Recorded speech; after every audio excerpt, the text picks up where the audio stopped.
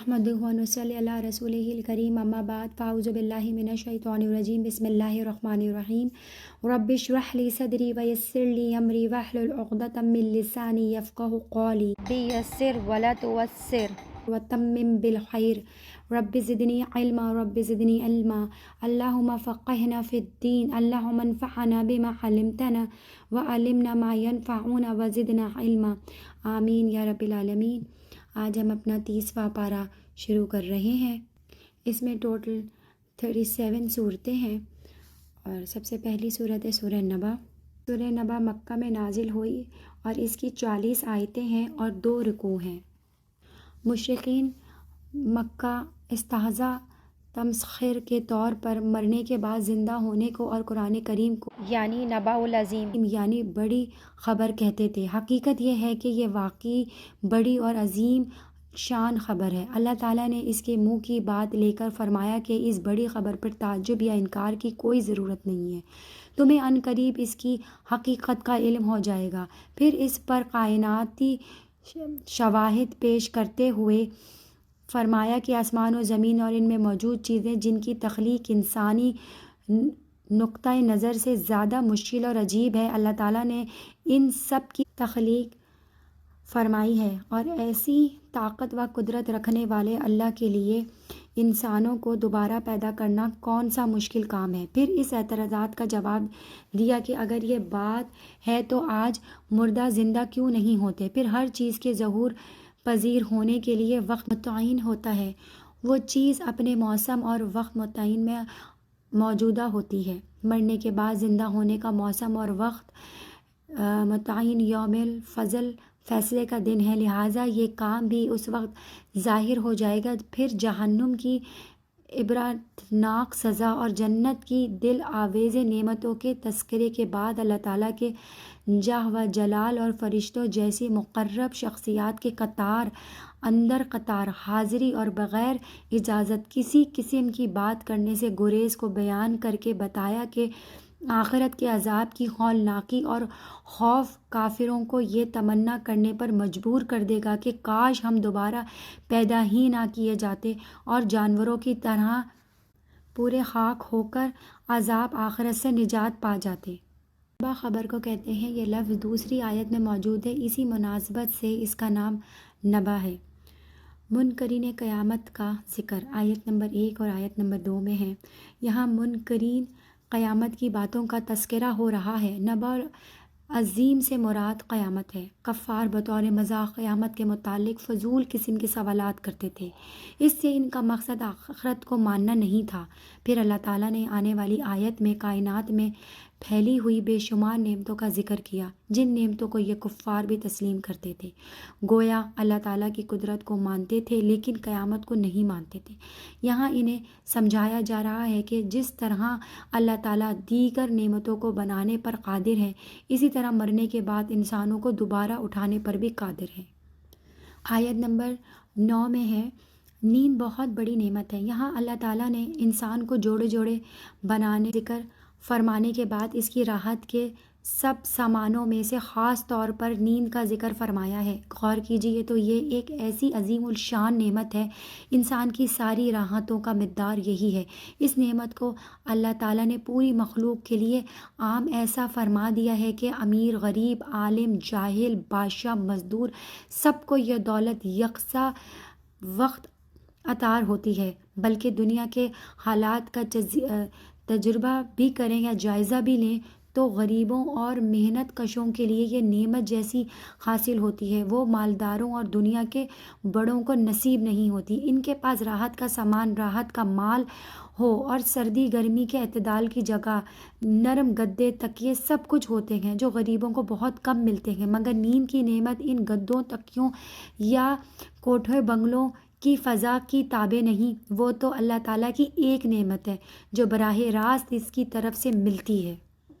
और आयत नंबर 11 में है, इसके बाद इरशाद फरमाया कि इंसान की राहत व सुकून के लिए ये भी ज़रूरी है कि इसको ग़ज़ा वग़ैरह की ज़रूरत मिले, वरना वो नींद मौत हो जाएगी। अगर हमें وقت رات ہی رہتی اور آدمی سوتا ہی رہتا تو یہ چیزیں کیسے حاصل ہو سکتی تھی؟ اس لیے ان کے لیے جدوجہد اور محنت اور دوڑ دھوپ کی ضرورت ہے جو روشنی میں ہو سکتی ہے۔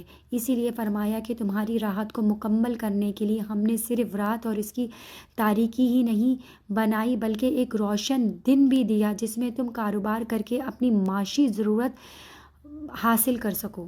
نمبر 14 میں ہے معصرہ کی جمع ہے جو پانی سے بھرے ہوئے ایسے بادل کو کہا جاتا ہے جو برسنے ہی والے ہوں۔ اس سے معلوم ہوا کہ بارش بادلوں سے نازل ہوتی ہے اور جن آیت میں آسمان سے نازل ہونے کا ذکر ہے یا تو ان میں بھی آسمان سے مراد فضائیں آسمانی ہوں جیسے کہ قرآن میں باکثرت لفظ سما اس معنی کے لیے آیا ہے، اور یا یہ کہا جائے کہ کسی وقت براہ راست آسمان سے بھی بارش آ سکتی ہے۔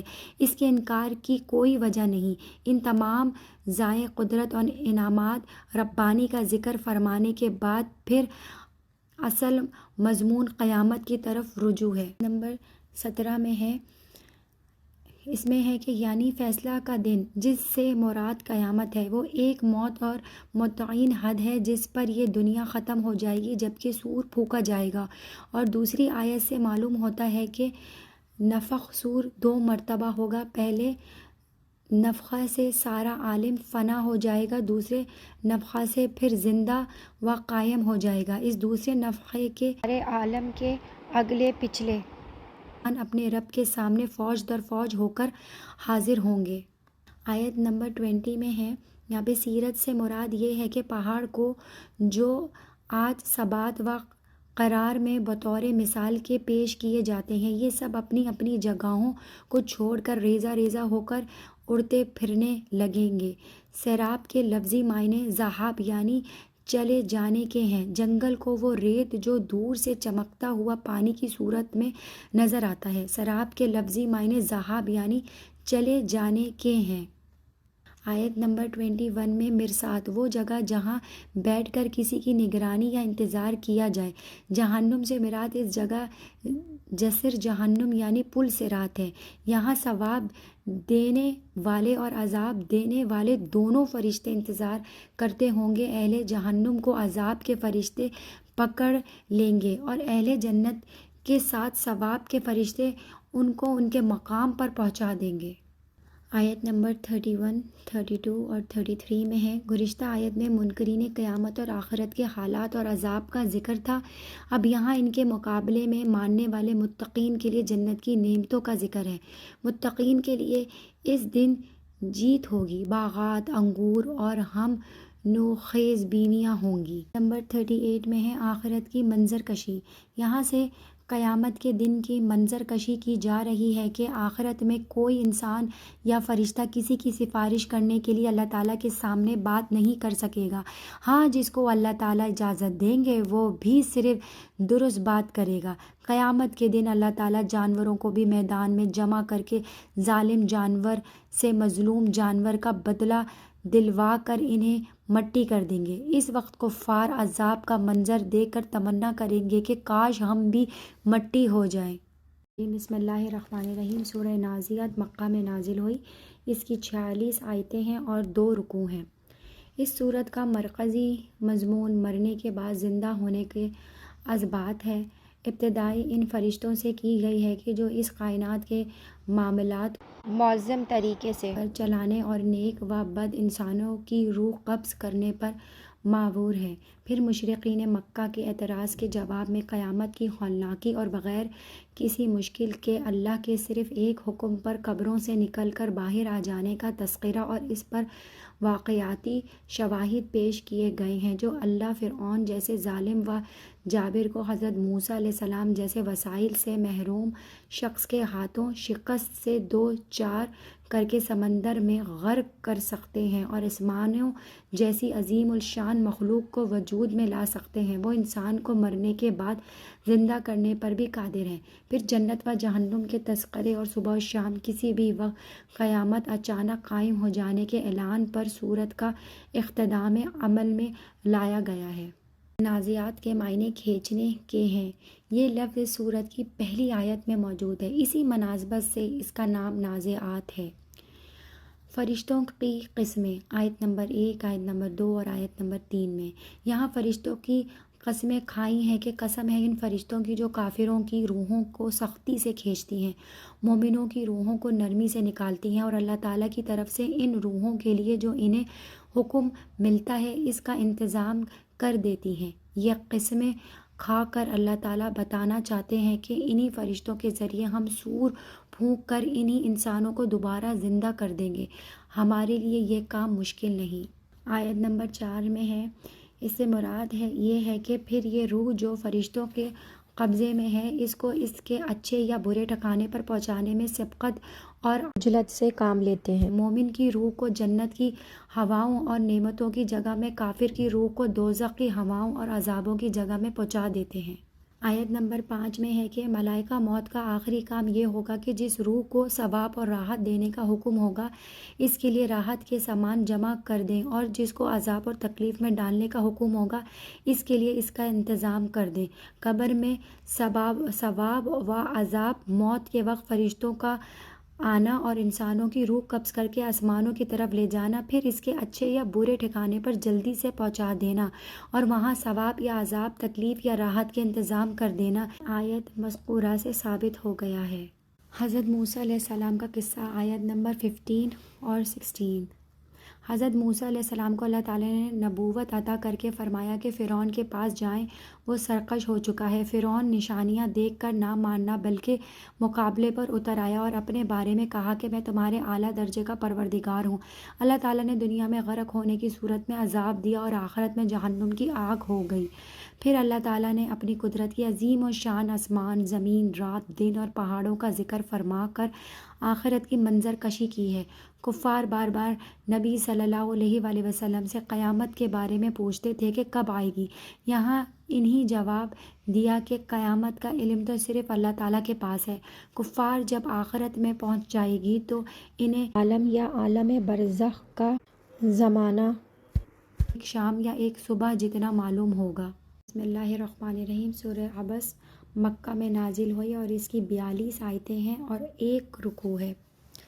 سورہ عبس میں سردار قریش کے مطالبہ پر حضور صلی اللہ علیہ وآلہ وسلم ان سے علیحدگی میں دعوت اسلام کے موضوع پر گفتگو کر رہے تھے کہ ان کے اسلام قبول کر لینے کی صورت میں ان کے ماتحت افراد بھی مشرف بالاسلام ہو جائیں گے۔ اتنے میں ایک نابینا صحابی حضرت عبداللہ بن ام مکتوم کسی قرآنی آیت کے بارے میں معلومات کے لیے حاضر خدمت ہوئے۔ وہ نابینا ہونے کی بنا پر صورتحال سے ناواقف تھے۔ حضور علیہ السلام کو ان کا یہ انداز ناگوار گزرا، جس پر اللہ تعالیٰ نے سورت نازل فرمائی۔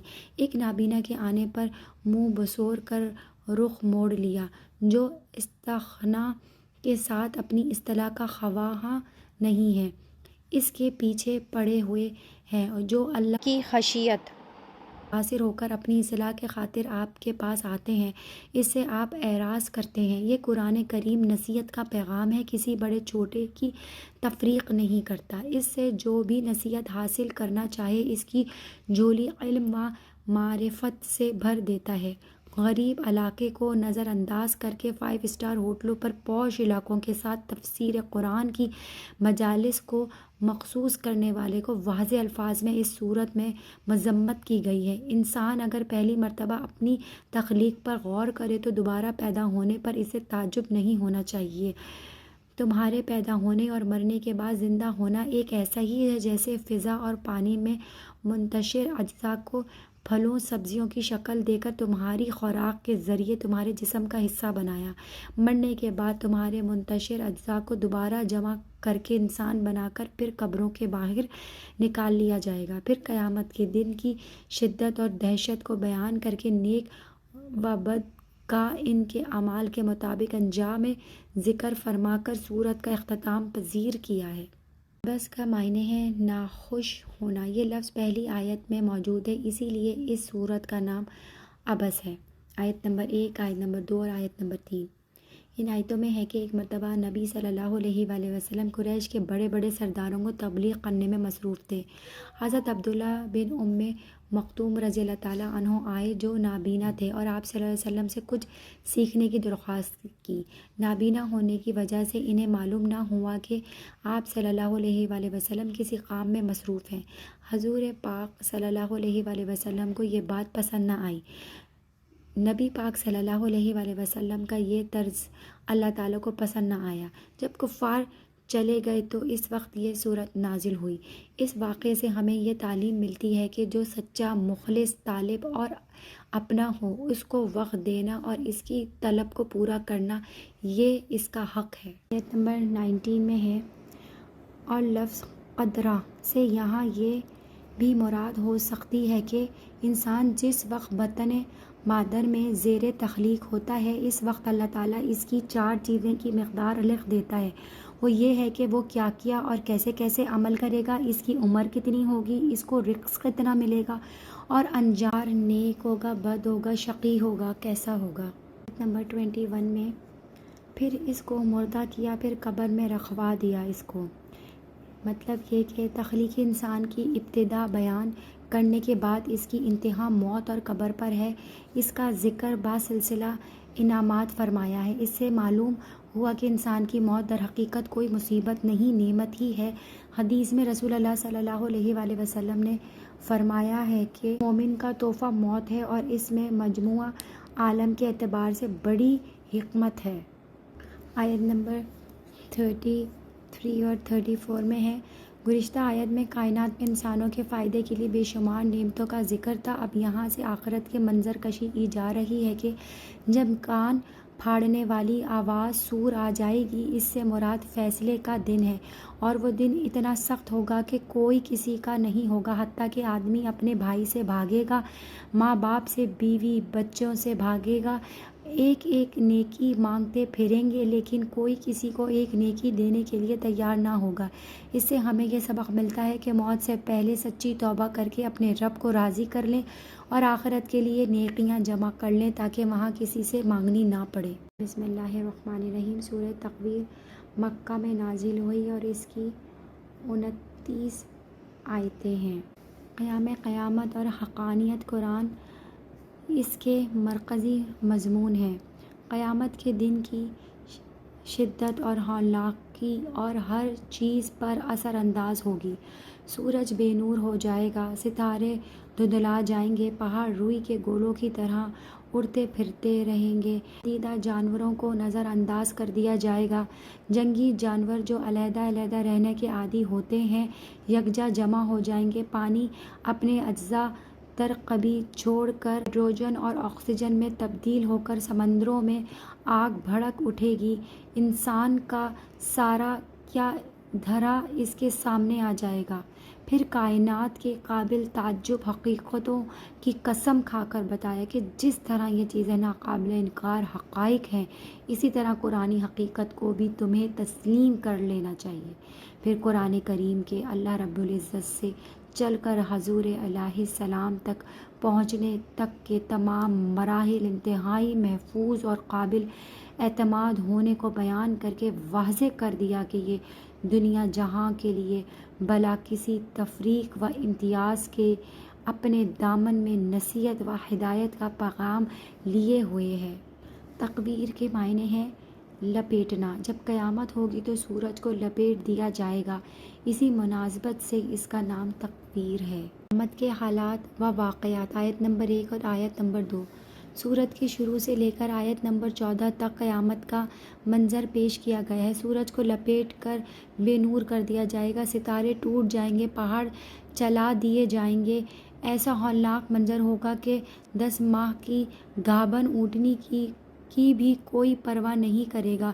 عرب کے ہاں ایسی اونٹنی بہت قیمتی ہوتی تھی، لیکن اس وقت یہ بیکار چھوڑ دی جائے گی۔ سارے جانور خوف کے مارے اکٹھے ہو جائیں گے۔ زندہ دفن کی ہوئی بچی کو لایا جائے گا اور اس سے پوچھا جائے گا کہ تجھے کس جرم پہ مٹی میں دبایا گیا تھا؟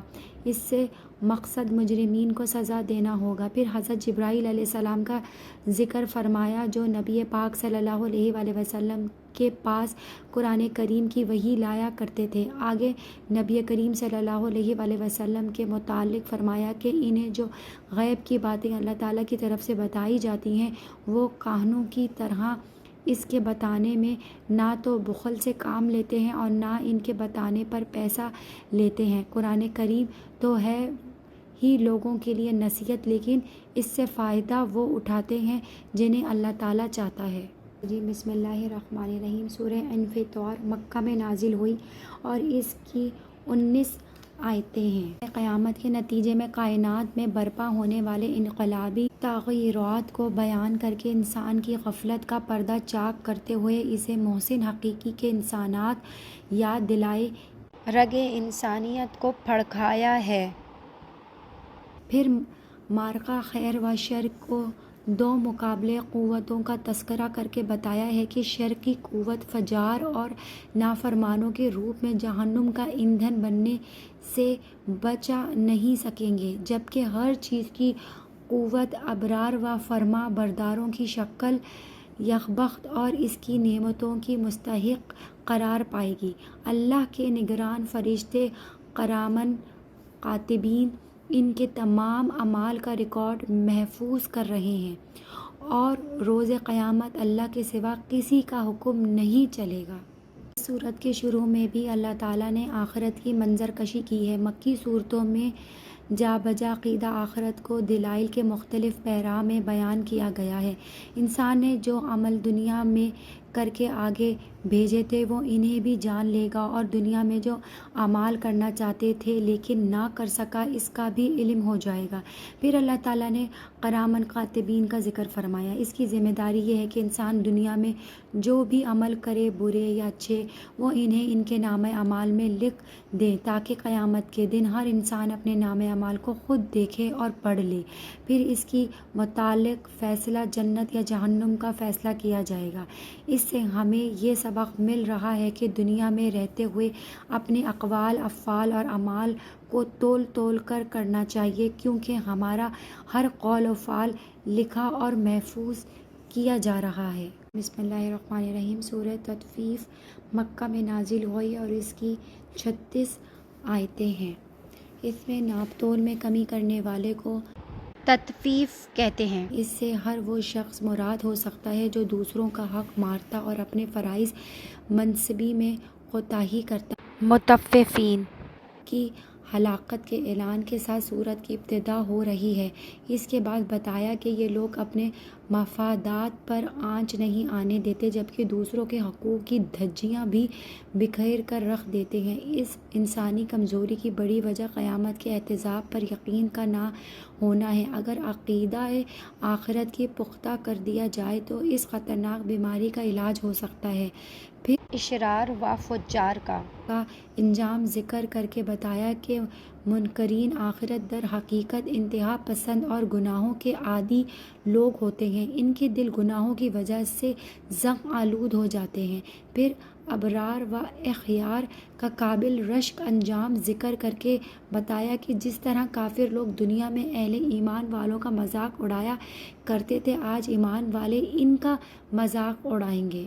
مطففین کے معنی ہے ناپ تول میں کمی کرنے والے۔ پہلی آیت میں یہ لفظ موجود ہے، اسی مناسبت سے اس کا نام مطففین ہے۔ آیت نمبر 1 اور آیت نمبر 2 میں ہے۔ سورت کی ابتدائی آیت میں ان لوگوں کے لیے ہلاکت کی سخت وعید سنائی گئی ہے جو دوسروں سے اپنا حق لیتے وقت پورا وصول کرتے ہیں، مگر انہیں ان کا حق دیتے وقت کی کمی بیشی کر دیتے ہیں۔ کل قیامت کا دن جہاں سب لوگ کھڑے ہوں گے، یہ اپنے پروردگار کو کیا منہ دکھائیں گے؟ اس سے ہمیں یہ سبق مل رہا ہے کہ حقوق العباد کی اچھے طریقے سے ادائیگی کرنی چاہیے اور آخرت کے لیے اچھی تیاری کرنی چاہیے۔ جین و عیلین آیت نمبر 7 میں ہے۔ یہاں کئی آیت میں کفار و فجار اور ابرار اور نیک لوگوں کا تذکرہ ہو رہا ہے۔ کفار و فجار کی جب روح نکلتی ہے تو اس کا ٹھکانہ سجین یعنی نیچے کا قید خانہ ہے۔ جب ابرار لوگوں کی روح نکلتی ہے تو اس کا ٹھکانہ عیلین یعنی اوپر کے بالا خانے ہیں۔ اسی طرح کفار کا نام اعمال ان کے روحوں کی طرح سجین میں ہوتا ہے، جبکہ ابرار کا نام اعمال ان کی روحوں کی طرح عیلین میں ہوتا ہے۔ پھر آگے ابرار لوگوں کے لیے جنت کی نعمتوں کا ذکر ہو رہا ہے۔ بسم اللہ الرحمن الرحیم۔ سورہ انشقاق مکہ میں نازل ہوئی اور اس کی 25 آیتیں ہیں۔ قیامت کے خوفناک منظر اور عدل و انصاف کے مظہر، بے رحم احتساب کے تذکرہ پر یہ سورت مشتمل ہے۔ آسمان پھٹ جائیں گے اور زمین پھیل کر ایک میدان کی شکل اختیار کر لے گی اور اللہ کے حکم پر گوش بر آواز ہوں گے۔ انسان کو جہد مسلسل اور مشقت کے پے در پے مراحل کے گزر کر اپنے رب کے حضور پہنچنا ہوگا۔ دائیں ہاتھ میں نامہ اعمال کامل جانہ محاسبہ کے عمل میں نرمی اور سہولت کی نوعیت ہوگی، جبکہ پیٹھ کی طرف سے بائیں ہاتھ میں نامہ اعمال کا ملنا کڑے محاسبے اور حالات کا مظاہر ہوگا۔ اس کے باوجود بھی یہ لوگ آخر ایمان کیوں نہیں لاتے اور قرآن سن کر سجدہ ریز کیوں نہیں ہو جاتے؟ در حقیقت ان تمام جرائم کے پیچھے عقیدہ آخرت اور یوم احتساب کے انکار کا کامل کافر فرما ہے۔ ایسے افراد کو دردناک عذاب کی بشارت سنا دیجیے۔ اس سے وہی لوگ بچ سکیں گے جو ایمان اور عمل صالح کاربند ہوں گے۔ ان کے لیے کبھی منقطع نہ ہونے والا اجر و ثواب ہے۔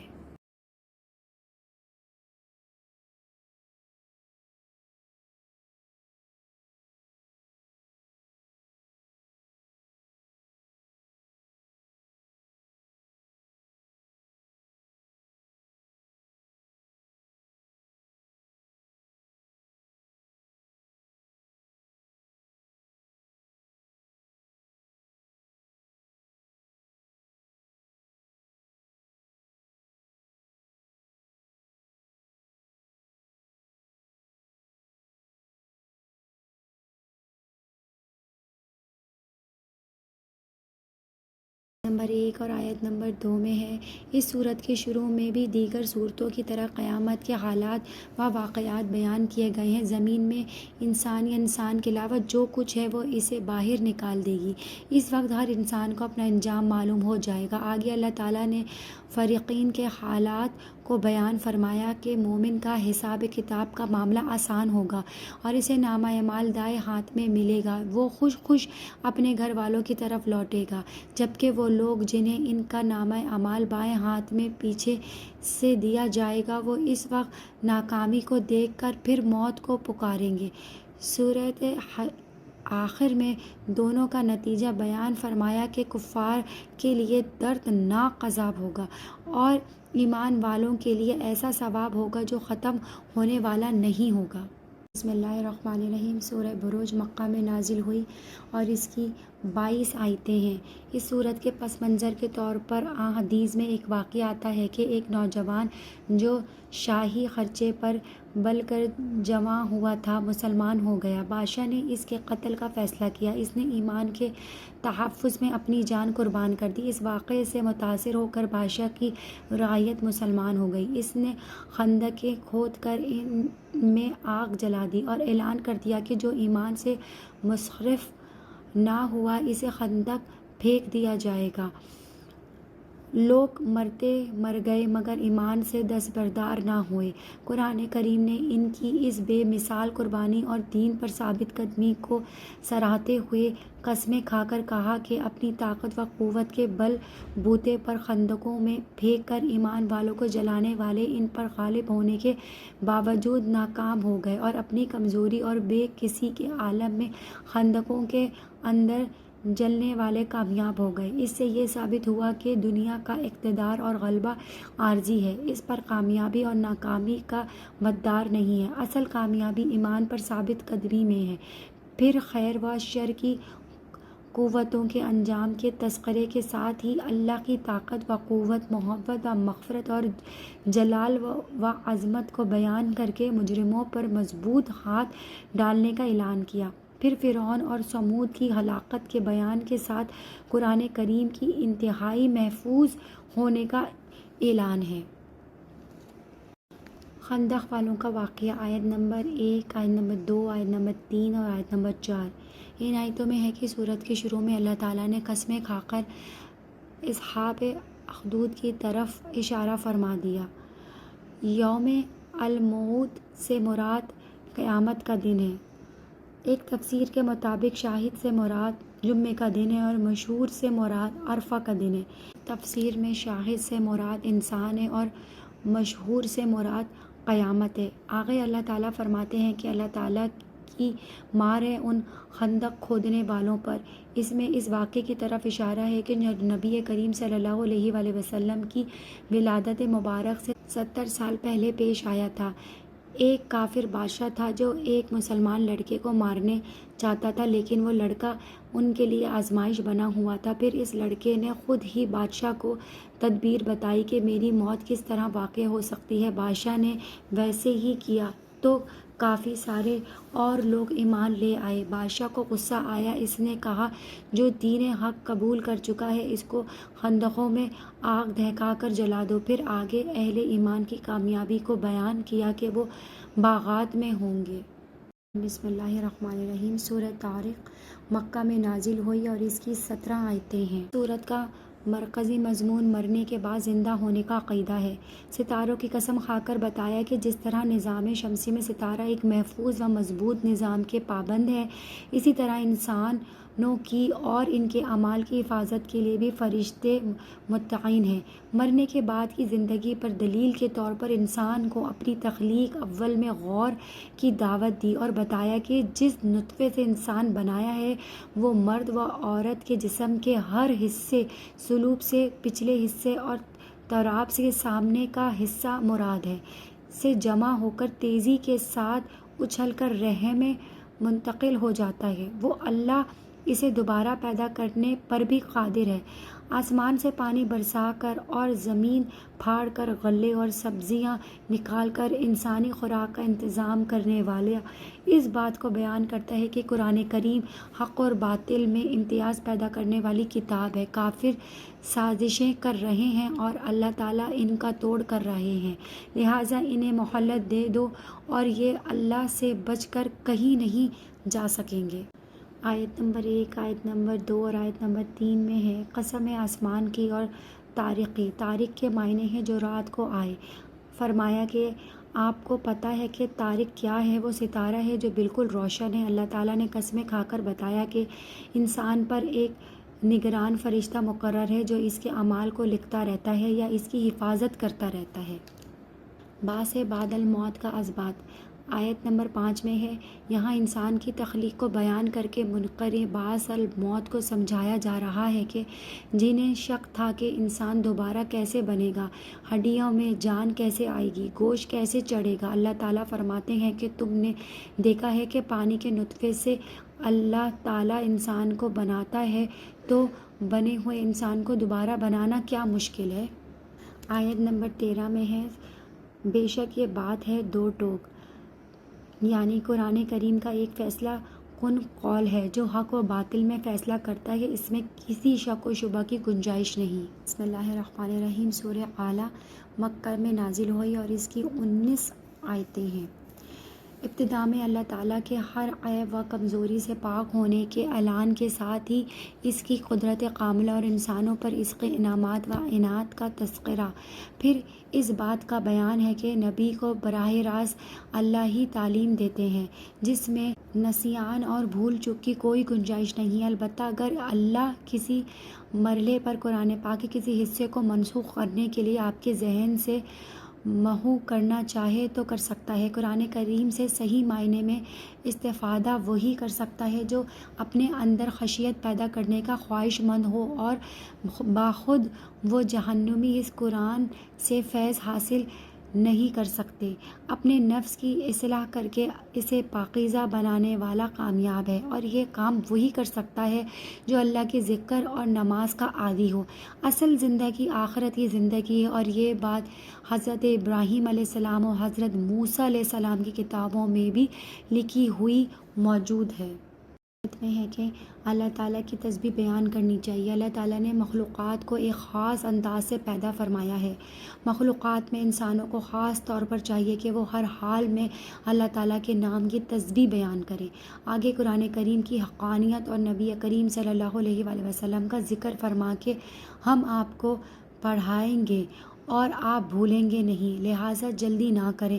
ہاں، جس چیز کو منسوخ کرنا ہوگا اسے اللہ تعالیٰ بھلا دیں گے۔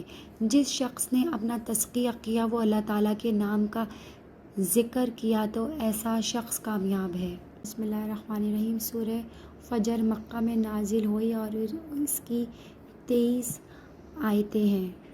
ابتدا میں 5 قسمیں کھا کر اللہ نے کافروں کی گرفت کرنے اور عذاب دینے کا اعلان کیا ہے، پھر اس پر واقعاتی شواہد پیش کرتے ہوئے قوم عاد، سمود و فرعون اور ان کی ہلاکت کا بیان ہے، پھر مشقت اور تنگی میں اور راحت و وسعت میں انسان کی فطرت کو بیان کرتے ہوئے بتایا ہے کہ آرام اور راحت میں اترنے اور عجب مبتلا ہونے لگتا ہے اور کہتا ہے کہ میں اس لائق تھا، تبھی تو مجھے یہ نعمتیں ملی ہیں، اور تکلیف اور تنگی میں اللہ کی حکمت پر نظر کرنے کے بجائے اللہ پر اعتراضات شروع کر دیتا ہے، پھر یتیموں اور مسکینوں کے حق تلفی اور حب مال کی مذمت کی ہے۔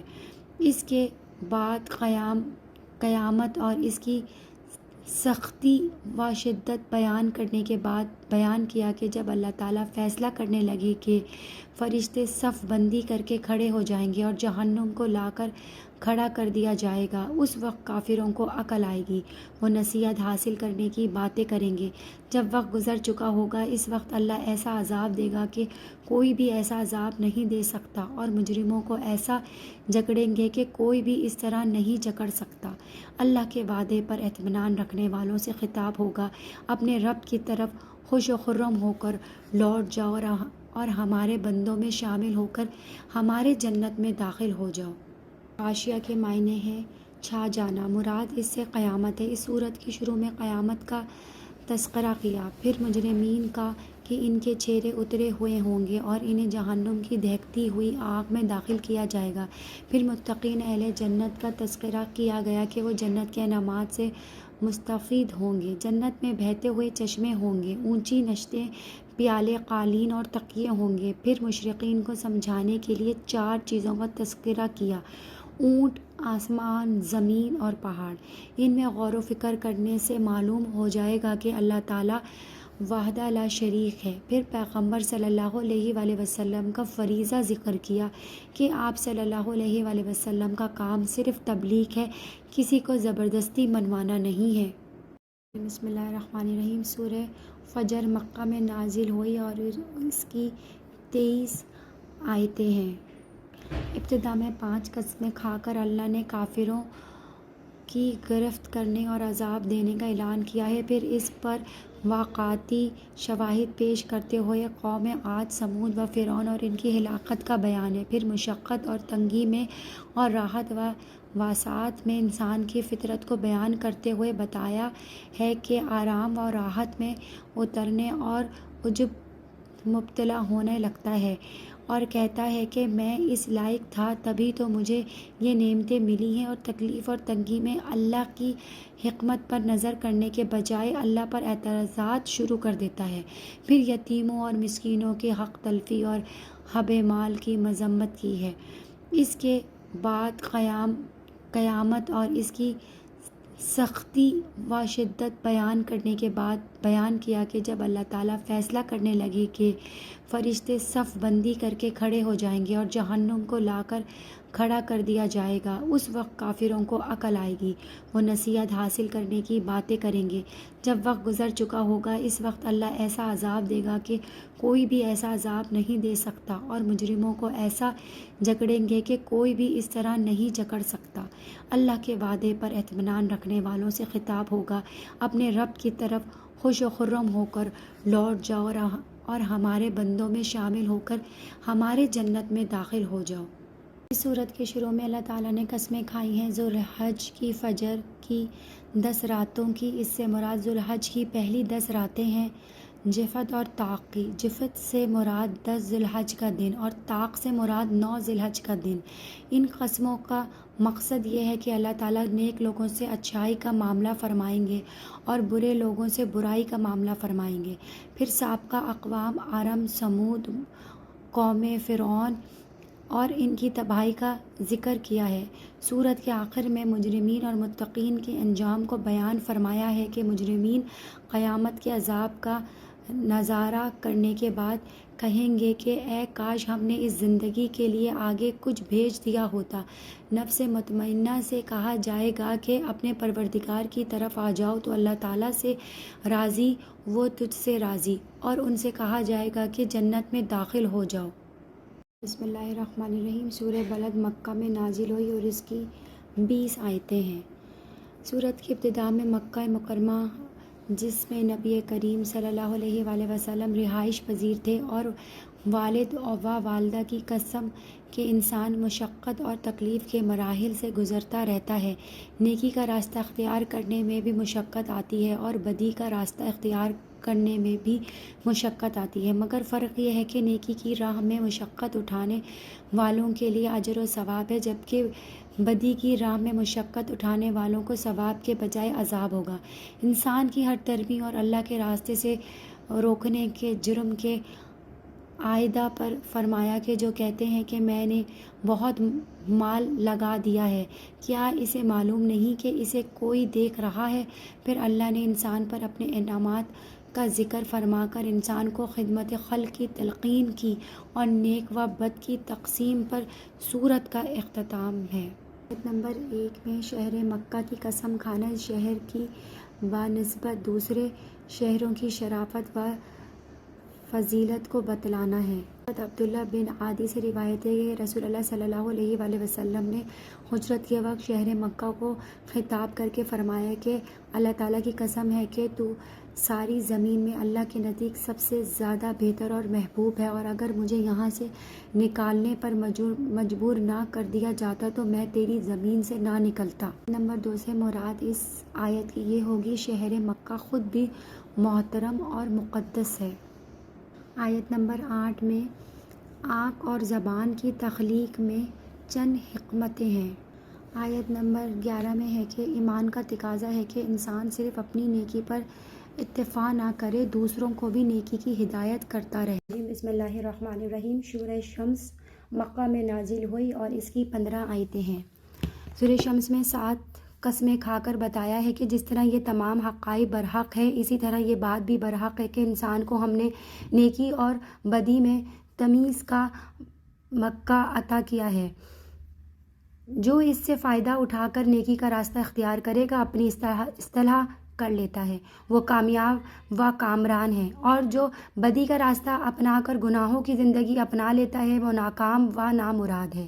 پھر ایک ایسی ہی سرکشی اور گناہ گار قوم کا تذکرہ ہے جنہوں نے اپنی قوم کی رئیس و شریف آدمی کو اللہ کی نافرمانی پر آمادہ کر کے اونٹنی کے قتل پر مجبور کیا، جس کی بنا پر یہ شخص قوم کا بدترین اور بدبخت شخص قرار پایا۔ چنانچہ پوری قوم کو اس کی سرکشی اور بغاوت کے نتیجے میں ایسے عذاب کا سامنا کرنا پڑا جس سے کوئی ایک فرد بھی نہ بچ سکا، اور اللہ تعالیٰ جب کسی کو ہلاک کرتے ہیں تو نتائج سے نہیں ڈرا کرتے۔ بسم اللہ الرحمن الرحیم۔ سورہ لیل مکہ میں نازل ہوئی اور اس کی 21 آیتیں ہیں۔ سورہ لیل میں 3 حقائق کی قسمیں کھا کر فرمایا کہ جس طرح ان حقائق کو تسلیم کیے بغیر چارہ کار نہیں ہے، اسی طرح اس حقیقت سے بھی انکار ممکن نہیں ہے کہ خیر و شر اور نیکی و بدی کے حوالے سے انسانوں کے اعمال مختلف ہوں۔ جو شخص تقوی اختیار کر کے نیکی اور سخاوت کا راستہ اپناتا ہے، اللہ اس کے راستے کو آسان کر دیتا ہے، اور جو شخص نیکی کا منکر ہو کر بخل اور گناہ کا راستہ اپناتا ہے، اللہ تعالیٰ اس کا راستہ بھی آسان کر دیتا ہے۔ لیکن جب یہ نافرمان جہنم کے گڑھے میں گرے گا تو بخل سے بچایا ہوا مال اسے بچا نہیں سکتا، جبکہ اللہ کی رضا کے لیے مال خرچ کرنے والے کا تزکیہ بھی ہو جاتا ہے، جہنم سے حفاظت بھی ہو جاتی ہے، اور اللہ سے اپنی اطاعت و انعام کے ذریعے راضی بھی کر دیتا ہے۔ آیت نمبر 17 میں ہے کہ الفاظ آیت کے تو عام میں جو شخص بھی ایمان کے ساتھ اللہ کی راہ میں خرچ کرتا ہے اس کے لیے یہ بشارت ہے، لیکن شان نزول کے واقعے سے معلوم ہوتا ہے کہ اصل مراد اس لفظ تقی سے حضرت صدیق اکبر ہے۔ ابی حاتم نے حضرت عروہ سے روایت کیا ہے کہ 7 مسلمان ایسے تھے جن کو کفار مکہ نے اپنے غلام بنایا ہوا تھا۔ جب وہ مسلمان ہو گئے تو ان کی طرح طرح کی عیزیں دیتے تھے۔ حضرت صدیق اکبر نے اپنا بڑا مال خرچ کر کے آزاد کرا دیا۔ اس پر یہ آیت نازل ہوئی۔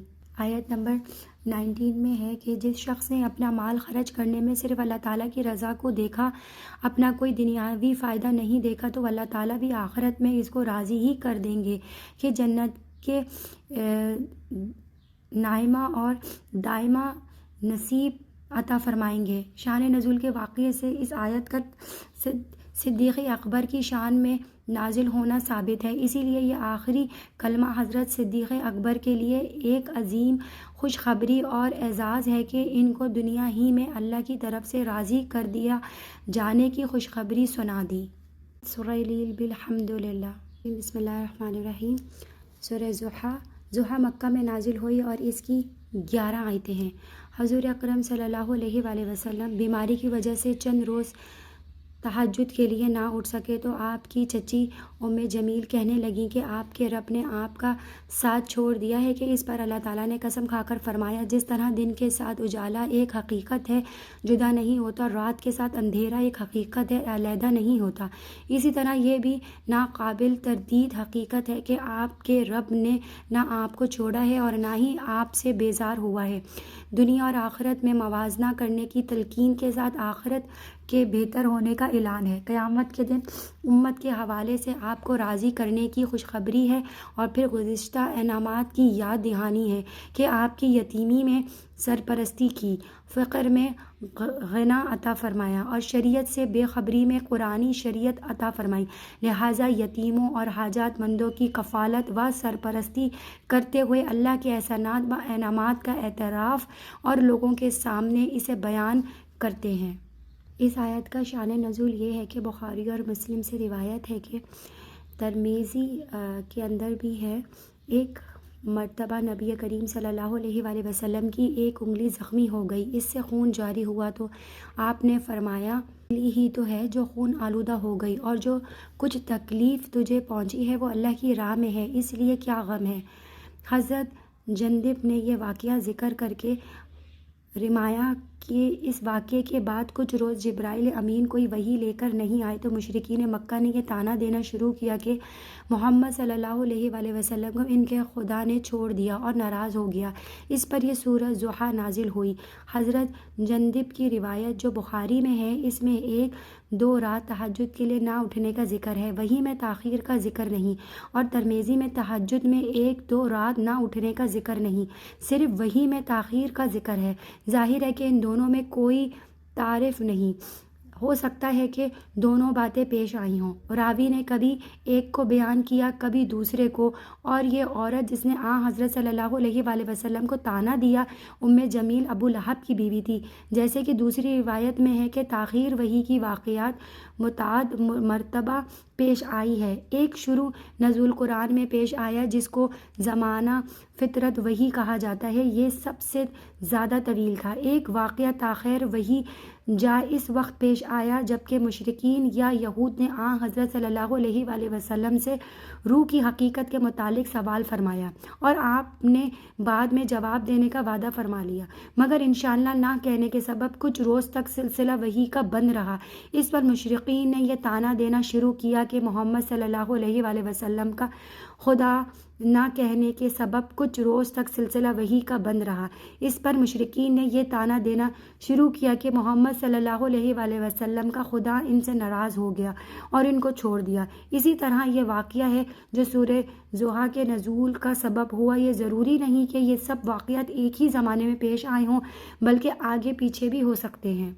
آیت نمبر 5 میں ہے کہ یعنی آپ کا رب آپ کو اتنا دے گا کہ آپ راضی ہو جائیں گے۔ اس میں اللہ تعالیٰ نے یہ متعین کر کے نہیں بتلایا کہ کیا دیں گے۔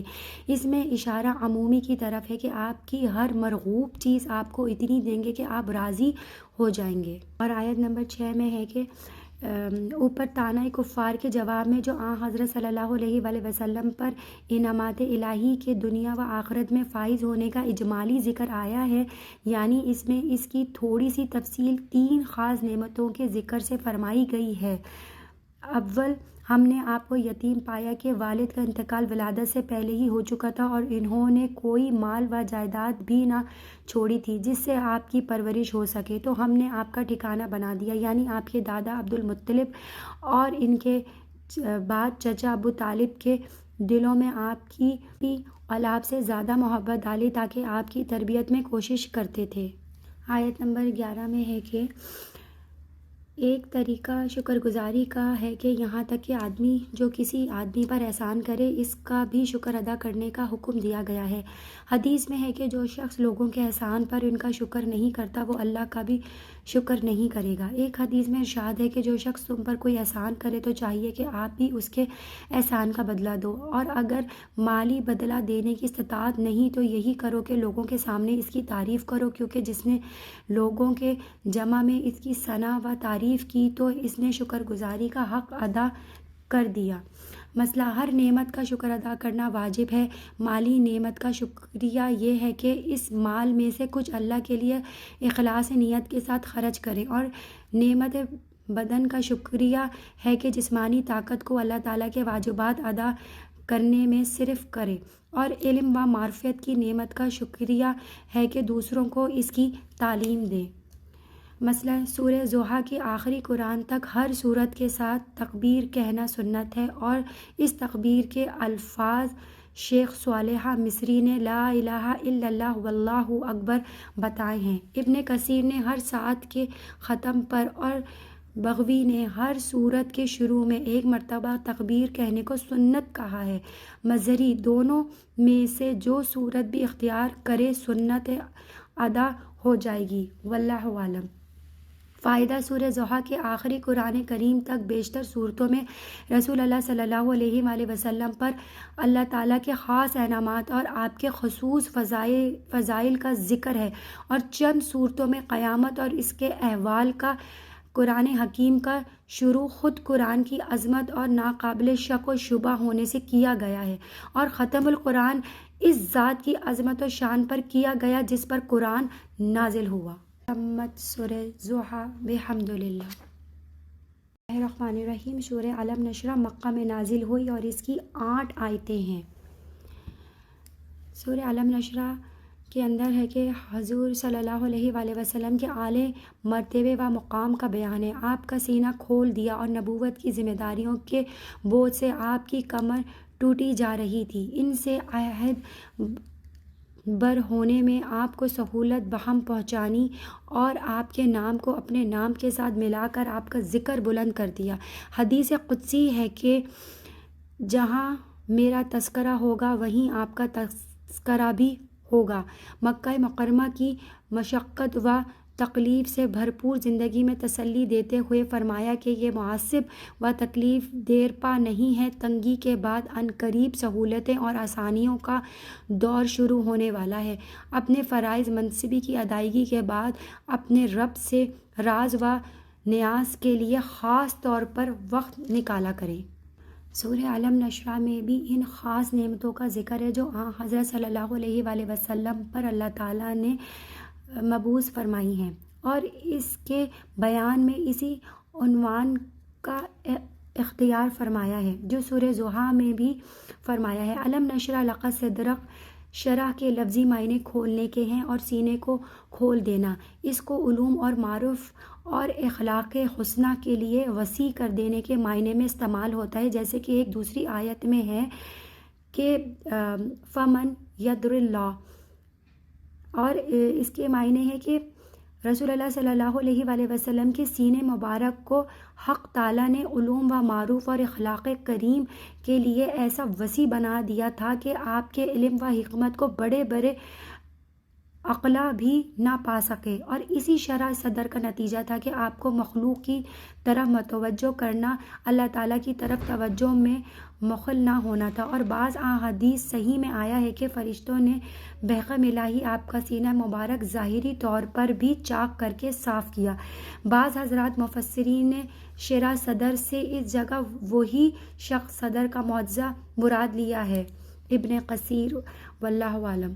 آیت نمبر 2 میں اس آیت میں ارشاد یہ ہے کہ وہ بوجھ جس نے آپ کی کمر جھکا دی تھی، ہم نے اس کو آپ سے ہٹا دیا۔ نمبر 4 میں ہے کہ یہاں پہ ذکر ہے کہ تمام اسلامی شرح میں اللہ تعالیٰ کے نام کے ساتھ آپ کا نام مبارک لیا جاتا ہے جو ساری دنیا میں منور ہے، اور ممبروں پر بھی لکھا ہوا ہوتا ہے۔ اشہد لا الہ لا الہ کے ساتھ اشہد ان محمدن رسول اللہ پکارا جاتا ہے، اور دنیا میں کوئی سمجھدار انسان آپ کے نام بغیر تعظیم کے نہیں لیتا، اگرچہ وہ مسلمان بھی نہ ہو۔ اب کیا فائدہ ہے؟ یہاں 3 نعمتوں کا ذکر ہے: شرح صدر، وضع ورز، رفع ذکر۔ ان تینوں کو 3 جملوں میں ذکر فرمایا ہے، اور ان سب میں فعل اور مفعول کے درمیان ایک حرف لیا گیا ہے۔ اس میں رسول اللہ صلی اللہ علیہ وآلہ وسلم کی خصوصیت اور خاص عظمت کی طرف اشارہ ہے کہ یہ سب کام آپ کے خاطر کیے گئے ہیں۔ نمبر 7 میں ہے کہ تعلیم و تبلیغ کرنے والے کو خاص میں ذکر اللہ اور توجہ الہی بھی ضروری ہے۔ تمت سورہ نشرہ بحمد اللہ۔